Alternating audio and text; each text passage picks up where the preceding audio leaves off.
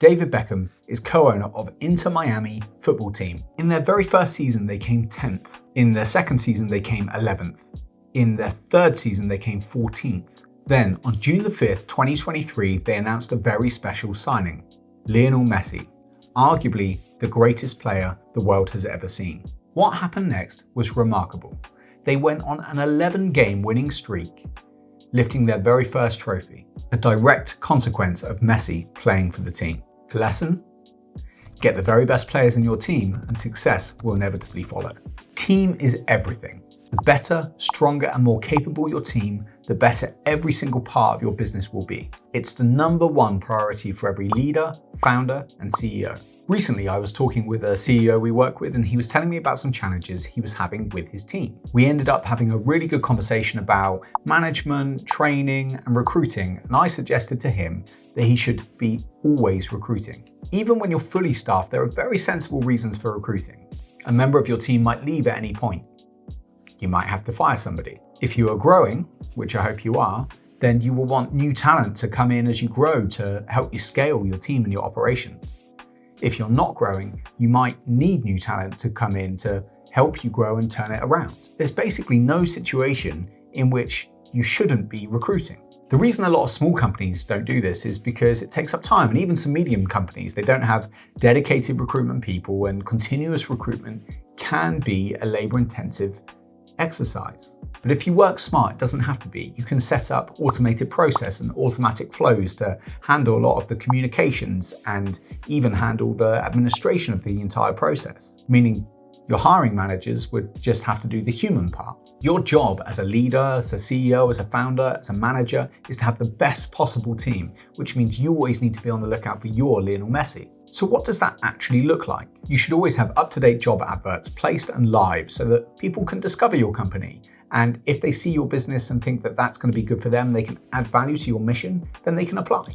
You should regularly be meeting with possible new hires, candidates, and discussing the challenges of your business and asking them questions and getting feedback, and really just spending some time meeting with talent and seeing what's out there. You should be building a database of people who have applied for your company and are interested in working with you.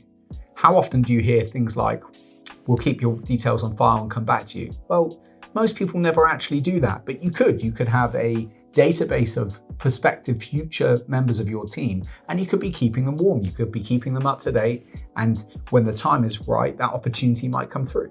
Running continuous recruitment will make a big change to your mindset as a leader. Firstly, if you have a company with a high turnover of staff, like a sales team, telephone customer service team, that sort of thing, where you're expecting your team members to stay for months, not years, then this is a must-have. Even once your team is full, you know that within a matter of months that you're going to have vacancies. So you need to do this continuous recruitment, or you're instantly going to go from fully staffed, maybe even overstaffed, to understaffed in a blink of an eye. Secondly, you'll look at your existing team differently. You'll be looking at them and saying, do I have the very best people possible? Is this the best team I could possibly have? If it isn't, then you've got two questions. Firstly, how do I create these people that I have? How do I make them better? How do I upskill them and make sure this is the very best team that I could possibly have? Or who should I be bringing in to help grow this team and to help improve it? These are the right questions to be asking. Even if you have a good team, that doesn't mean that they can't be better. Your business will be exponentially better if you add great people, if you have great people. And conversely, if you have people you're carrying, people you're not sure about, people you're holding on to because you feel some sense of obligation to them, even if they're an underperformer, mainly because you need to replace them, then this process will free you of those things. It will make you think about that differently, and it will make you build your team in the same way as you play chess. You pick the best pieces and you put them in the best places, and you have the very best team you could possibly have.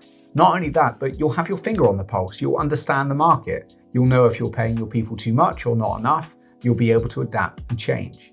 Just by spending time interviewing candidates and speaking about your organization, you'll be challenged on things like your culture, your benefits, your reward systems, and it will help you think and help you reassess those things in the back of your mind and improve your business. Building teams is a never-ending long-term task, which means continuous recruitment should be core to your strategy as a leader. You always need to be looking out for talent, bringing people in, upskilling people, and improving your team. I hope that helped anyway, and I'll see you on the next one.